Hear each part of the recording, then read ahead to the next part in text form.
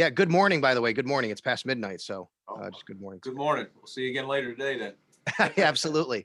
Okay, just kind of describe, what you were looking for in this particular pick and Gregory Rousseau, why you guys were comfortable making this selection at number 30, both as opposed to anyone else or even moving down. Yeah, no, we were excited about Greg. I know he opted out this year, but this was a player that we thought if he had not opted out, he came off 15 sacks, in 2019. Just that was kind of his really first year of playing college football. This guy played wide receiver. He kind of grew late, more of a skill player growing up, and just still growing in his body, but he played even when he got those sacks in the 240s, maybe 245, 246. He's added 20 pounds since then. He'll continue to grow into that. And we're just, no, anytime you can affect the quarterback, and you saw two teams in our division take new quarterbacks, we definitely wanted to add there at the right time. And we're really excited about Greg. Thanks, Brandon. You got it. Hey, Brandon. Hey, Vic. How you doing? Good. So how do you resolve if you could walk through the process of resolving the guy who opts out? You did say the numbers were so impressive in 2019, but it still, you worked with very limited body of work. So where you get to a point of comfort level and just know that you don't have that 2020 season to assess. How do you get to that point? Yeah, I mean, if it's hard, everybody's got reasons, and it's hard to start saying which ones you agree with or don't agree with. I mean, in Greg's case, his mother's a COVID nurse, so on the front lines, and he's a great kid, great family, well raised. This was a thought through process. I know a tough decision. When we talked to him on his Zoom about it, he stayed in touch with his teammates. He was still watching tape. He had access to all that. He was removed, but he was still hanging in there. He missed it.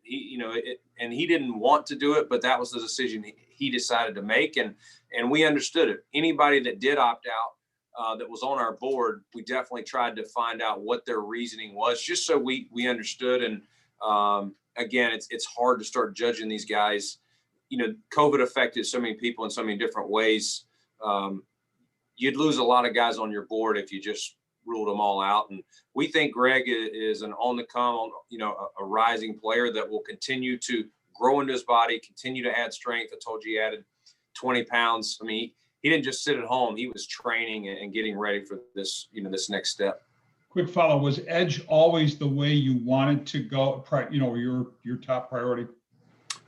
Anybody that can affect the passer. So we could have gone interior, on the edge. The thing about Greg is a lot of his sack production came from the inside. I mean, they played him all over. They played him in the zero. They played him on the edge. They played him at the three tech. So we see him starting on the edge, but in pass rush situations, you'll see him reduce down and rush from the inside. Thank you, Brandon. You got it. Well, Vic kind of took my question with the follow-up there, Brandon. But as far as getting to know Greg throughout that process, throughout the pre-draft process, at what point did you start to hone in and zero in on him as your guy? Yeah, we really liked Greg through the process. Obviously nothing to add the fall, but the only thing we could watch him was his pro day this year. But spent some time, multiple Zooms with him, like we did a lot of guys, and just he's a grade A young man. Very mature for his age. He has the intangibles that we look for, a guy that's going to work, very competitive, wasn't looking for a year off. He'll come in here. He's just going to come in and work. He's not going to think he's done anything. I think he knows he's still a young player and still has some rawness to his game. But we like who he is, and we think he's a guy that in time will reach his potential. And how do you see him, I guess, meshing with AJ? I mean, presumably these are your two defensive ends of the future. Yeah, I mean, hopefully he and AJ will hopefully be our future starters. Darrell Johnson will be in the mix, in there as well. And, he'll have to earn everything he gets. you know how we rotate guys. So this year, who knows, but he'll definitely, we see him affecting that rotation on the edge, but also in, like I said, in nickel rush situations, reducing down inside. You got it. Thanks, Brandon. You got it, Marcel. Hey, Brandon, I just wanted to follow that. I think fans are kind of interested in the process in situations like this. The opt-out factor you talked about, a lot was made of what he didn't show at the pro day. How did you weigh that in, and how much of a factor was that in your consideration here? Yeah, I mean, I thought he still did good things at the pro day. I mean, this guy, he measures well. He ran 4.68, I believe, at 266. So this is, I think his 10, which is an important, his get off was 159. It was one of the better ones. I think the people on his pro day, Jalen Phillips was there, who's probably a little more fluid, but Greg has length and some other things. So they both get to the passer in different ways. He uses his get off and his length to affect the passer, whether it's just engulfing or, he had several plays where he got the sack because he's being blocked and he reaches around and causes a fumble with the quarterback. So again, his pass rush stuff will improve. He needs to improve his counters and things like that. But again, a one-year player, he's got a knack for getting to the quarterback. A lot of guys can get off and rush, but they don't necessarily have the feel to how to get the quarterback down or the instincts. Greg is an instinctive player. He's just a young player that, again, we think has a ton of upside and will fit in here well. Thank you. You got it. Brandon Beane, a.k.a. the Burger. You did it again on draft night, drafting Greg Rousseau. Now, one thing about Greg that a lot of people don't know about, kind of like Espinoza, he could play a little bit inside and outside, and he had the biggest hands in the draft. So, just care to talk about those attributes and how would that help the defensive scheme? Yeah, he's a prototype size, Mookie. He's, you can't create, you can't coach size, length, get off, things like that. He's got all of that.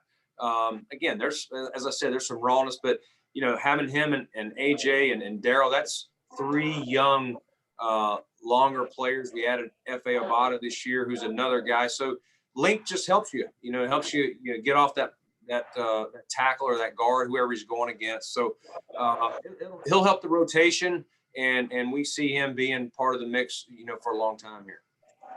Absolutely. Good luck tomorrow. Thanks. Appreciate it. Hey, Brandon. Good to see you. Can you hear me okay? I hear you. How you doing, Heather? Okay, awesome. Good. How are you? Good. How much did, maybe trying to get younger at that position factor into this decision to take him? Yeah, pass rushers is a premium position. After you get to quarterbacks, probably the next highest position is pass rushers. So they're hard to get. And there's very few of those guys that the really premium ones always go in the top 5. You've seen that with Bosa and the young man last year that went to Washington. So, we were looking for different things. You only have so many cap dollars, so you got to try and find it in the draft.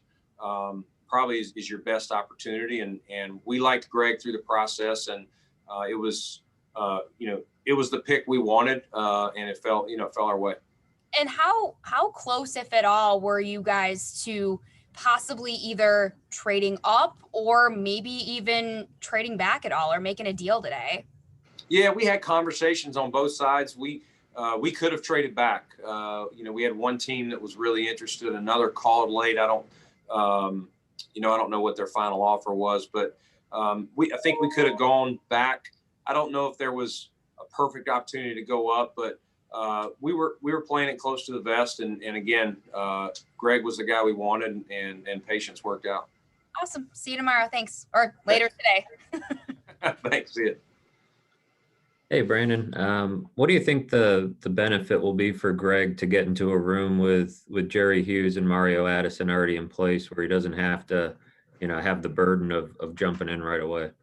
Yeah, we got some vets in there, and those are two of the best. Guys that, pros, tough, going to show them how to work hard, get in the training room when you got an injury, just grinders. And I think they'll really help. And I think, those guys did a great job helping Epinesa grow last year. I think Daryl as well. So I have no doubt that Jerry and Mario will show them, what it is to be a pro, how, some of the counters that I talked about, that some of these young guys in college, they don't, a lot of them don't have those developed yet. And, Jerry and Mario are two guys that really do a great job of, when they get stymied, having that counter, whether it's a spin or a hand move to get off the tackle. So excited for those guys to be around Greg, and we'll see what happens. Thanks, Brandon. You got it. Brandon, thanks for doing this tonight. Hope you're doing You got well. it. How you doing, Tim? Doing good, thanks. I wanted to ask how the quarterbacks, especially with Jones and Fields, seemingly sliding a little based on a lot of the projections anyway. I don't know how your mocks maybe fell or took that into consideration. How did the quarterbacks did that cause any dominoes or anything interesting that impacted you at 30? Not a lot. When we did our mocks, we had them going off a little earlier than they did, but the numbers that we had, we have kind of an analytic formula of how many guys we have and how many it's going to take, in front of, if we have 30, we don't necessarily need 30 names analytically. Some guys that run different defenses or do different schemes will come off. So as far as, overall, it didn't really affect it very much. It just, we knew it was going to be interesting how the quarterbacks went and who was going to trade up. And I mean, everyone kind of knew the first two. And after that, it was going to be interesting to see where they fell. And I know it's maybe too soon to ask this question, but with 5 picks in the top 18 in your division, what do you think you learned about the AFC East based on today? They all got better. They got some young talent.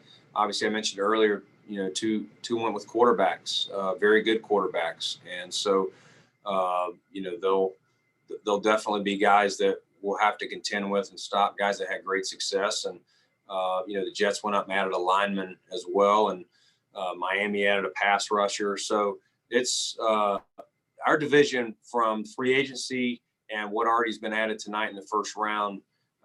It's going to be really tough. And we knew it would be, but that's what makes it fun. And we got to do our job to continue to find players to offset what they've done. All right. Thanks, Brandon. Thanks, Tim. Hey, Brandon. So I know you mentioned the 10-yard split for Greg for his explosiveness, but in the other ones, broad jump, vertical jump, the explosiveness wasn't there. And I know you said he's growing into his body, but how much of a concern is that as he's still growing, getting bigger, that maybe he might lose some of that explosiveness / fluidity in some of the agility drills as well?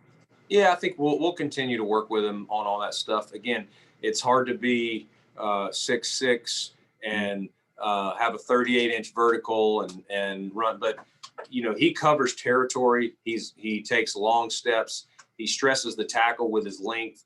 I mean, there's a lot of ways to win as a pass rusher. Not everyone is going to run 4.36 and explode off the ball. But when you look at his numbers, his 10 was really good, one of the better ones. And that's one of the more important numbers. When you do the 10 and you add his length, and he's got 11 1/8, I think, hands. I mean, he's got a lot of things. And the other part of it, he's got the intangibles. And we think all of those things, he's got a knack. There's a lot of instinct and feel at various defensive positions, but this is another one. There's so many guys, like I said, they get drafted that are explosive, but they can't get the quarterback down or they can't find the quarterback. This guy, you don't just luck into, 15 and a half sacks. Yeah.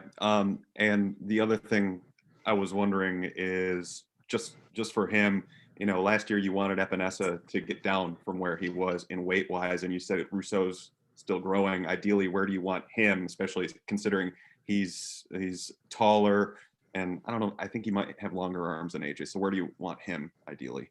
Yeah, I mean, probably in the 60s, which is where he's at now.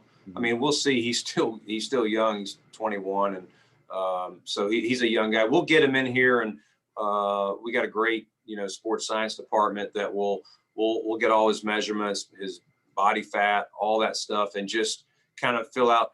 is he still growing? Are there things there, and we'll get him at the right weight. I mean, listen, he may be such a big kid that he goes to 270 and it's like other guys at 260. But my early guess, without really getting him in our building, would be probably keep somewhere in the 60s. I think he's 66 right now. Gotcha. Thanks. You got it. Yes. Okay. Thanks, Brandon. Admittedly, you've kind of touched on a bunch of this, but again, we're talking about a 19-and-a-half-year-old with 15-and-a-half sacks, but you don't really see him winning clean off the edge much. Did you? Obviously, that wasn't a problem. That wasn't much of a problem. Why not? No, he's a good player. He knows how to get the passer down, and like I said, he uses his length. He can still bend for a longer lever guy. So I'm not sure, what plays you're talking about or what you watched. I'd have to see which plays you're referring to, Mark, in all due respect. But he won in different ways. Again, he's a long strider, and so he takes, 2 steps where someone else may take 3 steps. And so that can stress the tackle itself. He knows how to flatten when he backs the tackle back and flattens down. So he's still a young player as well. And like I said, you either have that feel to when to kind of not be passed around the quarterback and flatten down. He's got a great feel inside. I'm not worried about that. I think he'll fit great. Eric Washington will do great things with him, and he'll be a great piece to add to our front. He'll be a rotational piece, and like I said, we're not locking him in as a starter day one, but he's a young guy that we think will be a great fit here long term. Thank you. You got it. All right, that's all for today. Thank you.